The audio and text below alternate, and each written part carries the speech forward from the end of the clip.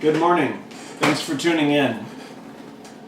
If you only had about a week to live, what kinds of things would you tell the people who are closest to you? Your friends, your family? What kind of things would you talk about to the people who you love the most? You probably wouldn't talk about the weather, right? Sure is raining a lot lately.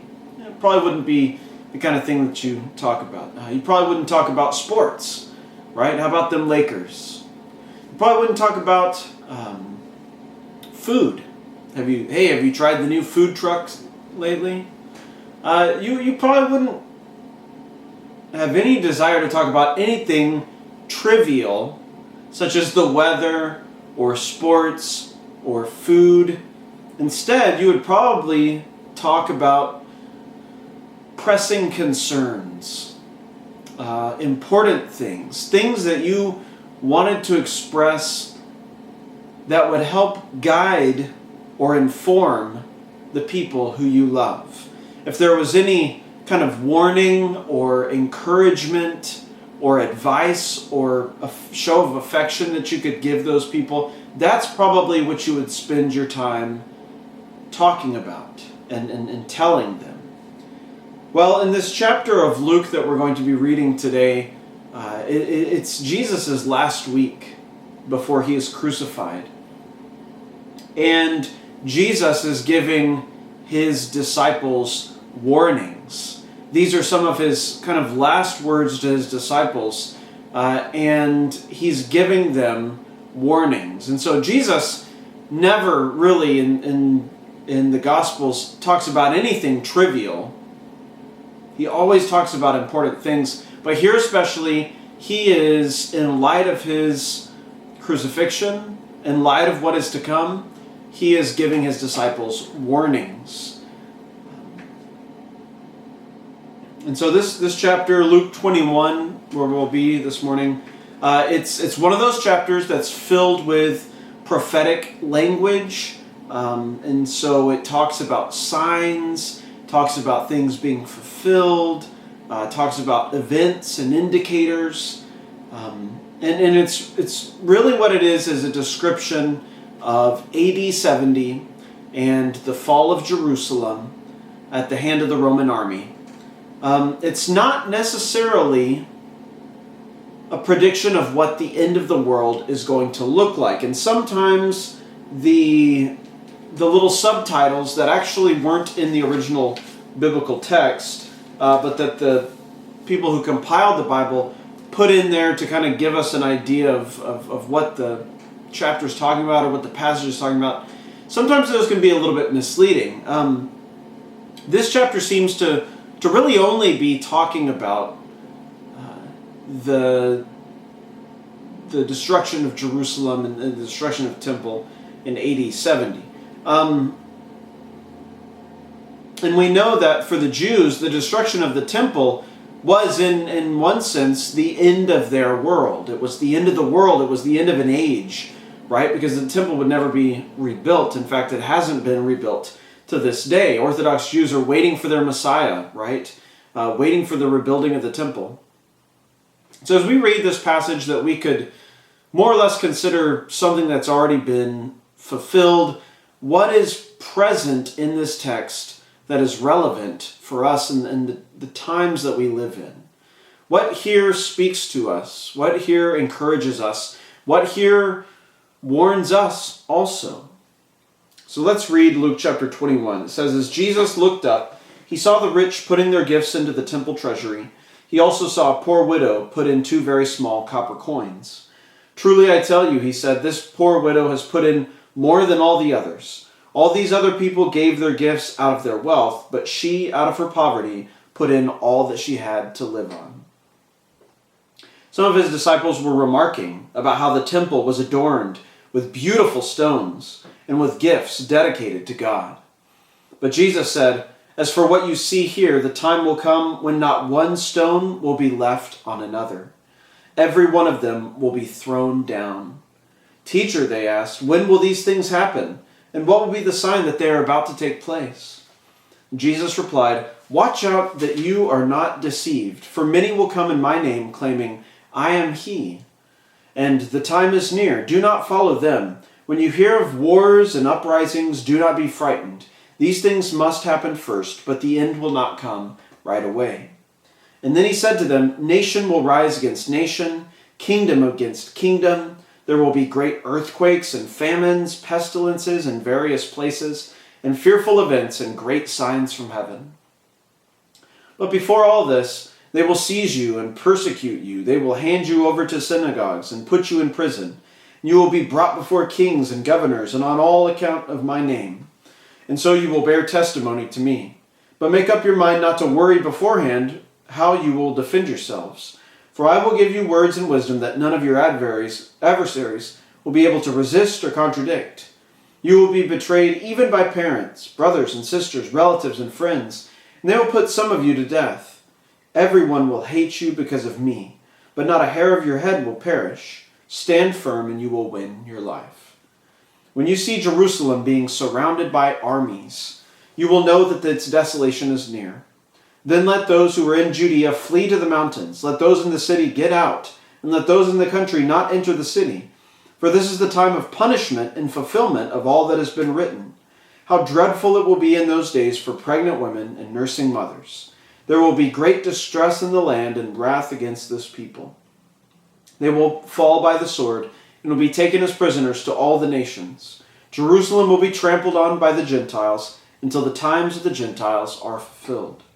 There will be signs in the sun, moon, and the stars, and on the earth nations will be in anguish and perplexity at the roaring of the tossing sea. People will faint from terror, apprehensive of what is coming on the world, for the heavenly bodies will be shaken. At that time they will see the Son of Man coming in a cloud with power and glory. When these things begin to take place, stand up and lift up your heads, because your redemption is drawing near." He told them this parable. "Look at the fig tree and all the trees. When they sprout leaves, you can see for yourselves and know that summer is near. Even so, when you see these things happening, you know that the kingdom of God is near. Truly I tell you, this generation will certainly not pass away until all these things have happened. Heaven and earth will pass away, but my words will never pass away. Be careful, or your hearts will be weighed down with carousing, drunkenness, and the anxieties of life, and that day will close on you suddenly like a trap. For it will come on all those who live on the face of the whole earth. Be always on the watch. Pray that you may be able to escape all that is about to happen, and that you may be able to stand before the Son of Man." Each day Jesus was teaching at the temple, and each evening he went out to spend the night on the hill called the Mount of Olives. And all the people came early in the morning to hear him at the temple. And so this passage is one that is very heavy with this kind of apprehension looking towards the destruction of Jerusalem. Jesus is not speaking, I think, in a way that his audience would have struggled to understand. I think Jesus, for the people who were listening to him say these words, they probably were able to kind of fit the puzzle pieces together to understand, okay, Jesus is talking about the Romans destroying Jerusalem. These are very clear instructions for the people who lived in Jesus' time and who were in Jerusalem when he spoke these words. However, for us, kind of looking back and reading this passage, it can be a little bit confusing to understand. We can be reading these passages that use this kind of apocalyptic imagery, and we might be asking ourselves, okay, well, which parts of these have been fulfilled? Which parts of these passages hasn't? You know, is this talking about something that's going to happen? Is it talking about something that has already happened? The way that I want to walk through this morning and kind of interpret these things is not focusing too much on the language that Jesus uses, but rather focusing on what, regardless of when these things did happen or will happen, are relevant either way. And so it starts out with Jesus' disciples, admiring the beauty of the temple, which in Jesus' day, Herod the Great had recently remodeled. Herod the Great, who was a Roman-appointed king, who was a Roman collaborator, he was known as a great architect. He built aqueducts. He remodeled lots of different places in the city of Jerusalem.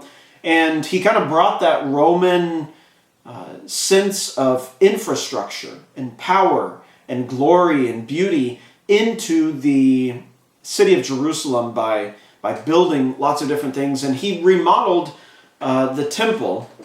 And so Jesus' disciples are looking at it and they're saying, wow, this is, such a beautiful, beautiful building. There's nowhere else in the world like it.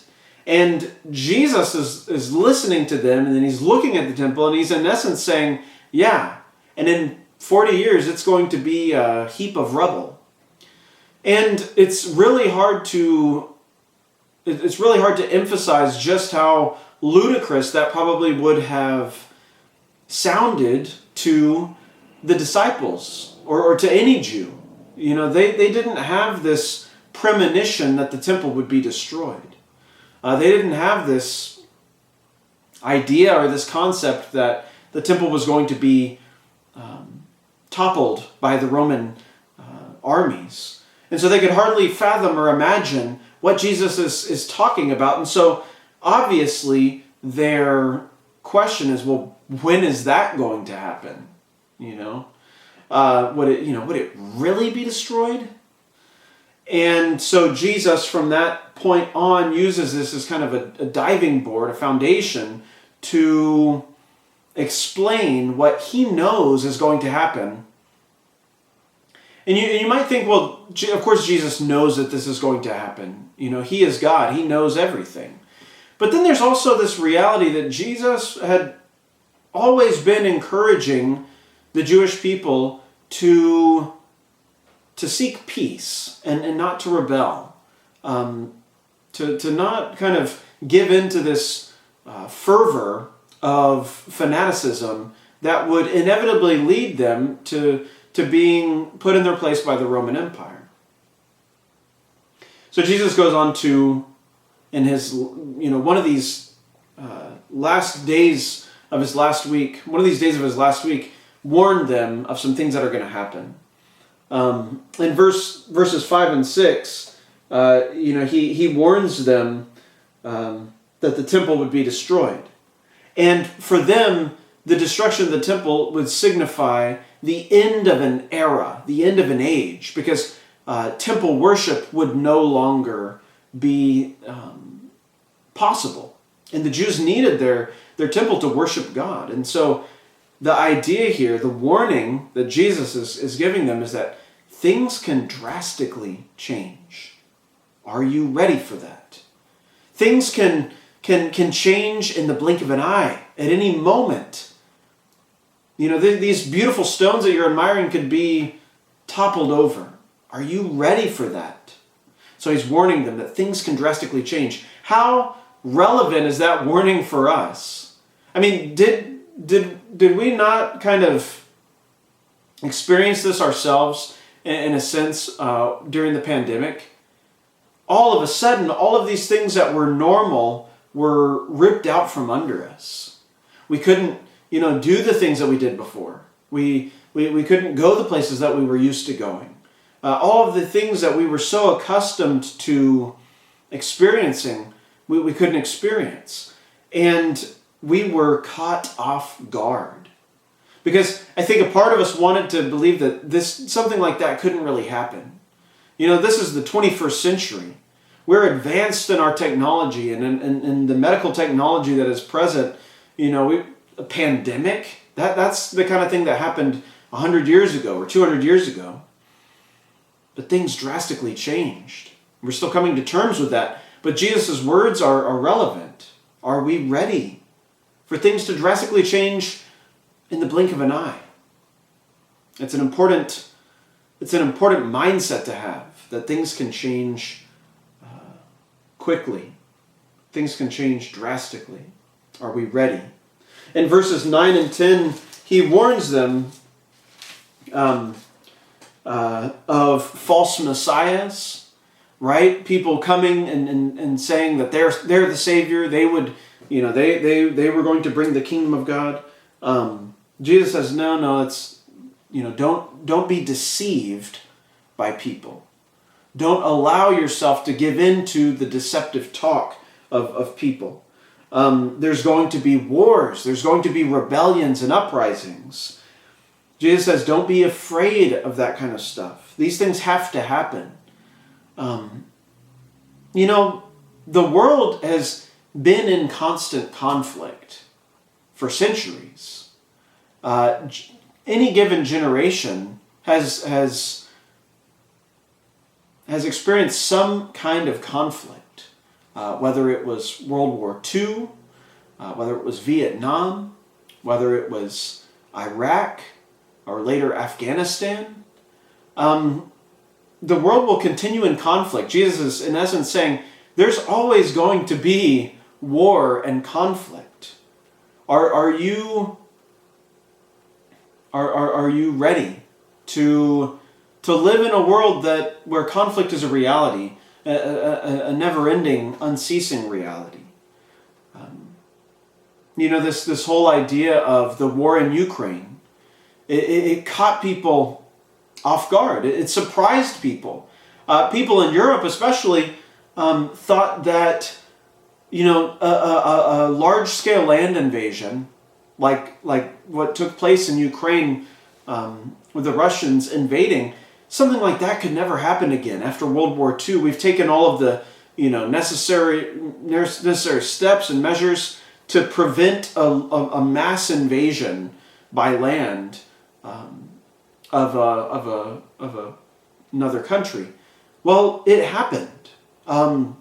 It was kind of a wake-up call, a reminder that countries can still go to war. There's still a danger of total destruction. And it, just like the pandemic, it caught the world off guard, right? Something like this can't happen. It's the 21st century. Well, it can happen. It did happen. It does happen. And it will continue to happen. Jesus' words remain relevant. The world will continue in conflict. Are you ready? Verses 12 through 19 talk about, and in verse 11 it mentions earthquakes and famines and pestilence, fearful events, great signs in heaven. All of these kinds of things took place in the time of the disciples, but continue to take place in our day and age. Then Jesus starts talking about persecution. There will come a day when you will be persecuted specifically because you are a follower of Jesus. Now, we read in Acts about the great persecution that took place in the church, and it scattered the believers and actually increased the spread of the gospel. But from that point on, Christians have been persecuted, whether it was by Nero in AD 64, I think it was 64, leading up to the destruction of Jerusalem. Throughout the centuries, Christians have been persecuted. The words of Jesus to his disciples here, talking specifically about something that they would experience, remain relevant to Christians throughout the ages, where we are persecuted to greater or to lesser degrees. Obviously, in the country that we live in and the circumstances that we live in, we are not persecuted to the extent that we will lose our life for our faith. At least we're not at a place right now where that seems like it could happen. But it happens in other places around the world. And so these words of Jesus remain relevant. And so Jesus' warning is, if you follow me, they will persecute you. Are you ready? And so far he has said, things can drastically change in the blink of an eye. Are you ready? The world will continue in conflict. Are you ready? And if you follow me, you will be persecuted. Are you ready? So we have to consider the reality that things might get more difficult for Christians in America than they have been maybe ever. And our reaction to that, is it going to be to complain? Or is it going to be to simply say, well, I knew this would happen because Jesus said it would happen. Jesus said not to be surprised or caught off guard when you are persecuted for being his follower.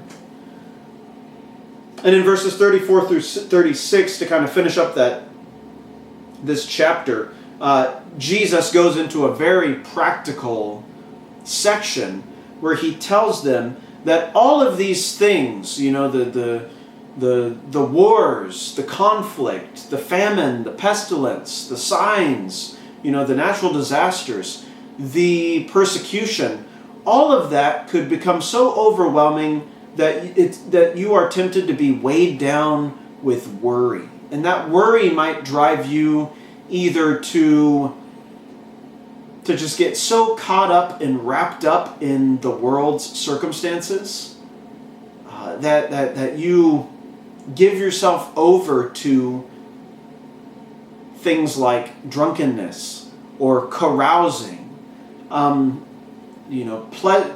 pursuit of pleasure. Or, in another sense, you can get so wrapped up in the world's circumstances that you become just so fixated on political situations, and politics, and the government, and world events, that becomes the air that you breathe. And Jesus says that's not good. That you shouldn't, as a Christian, get so wrapped up in the worries of the world that it just kind of overtakes your life and either drives you to become, primarily political, or drive you to become primarily pleasure pursuant, pleasure seeking.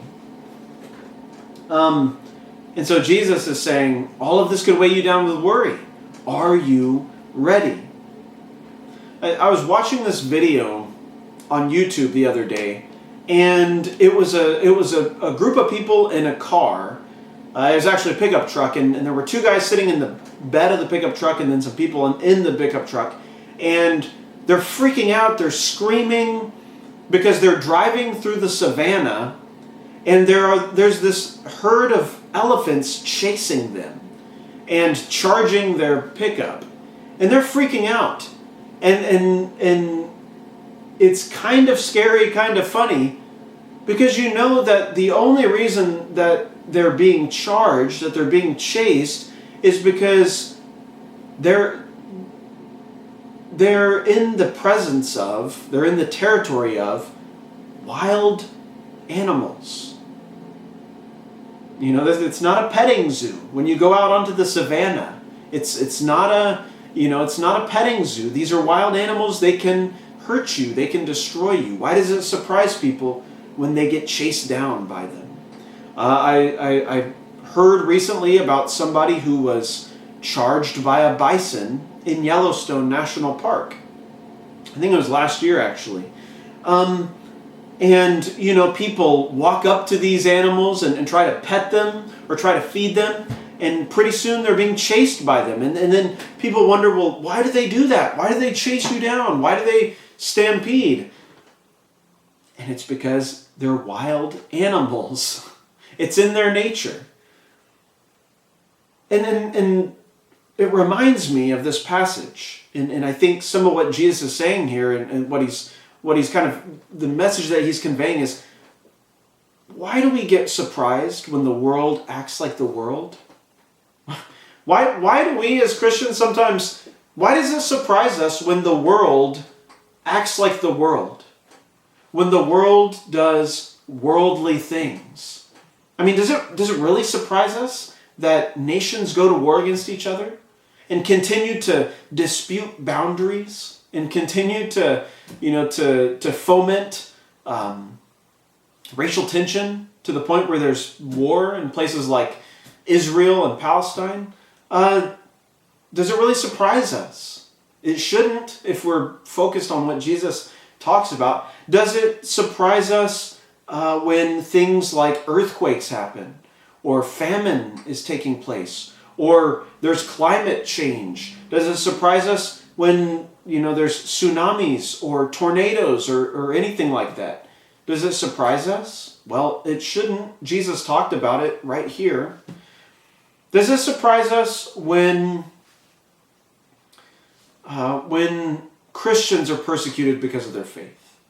Should we just really assume that because we're Christians, everybody should just agree with what we believe and what we think?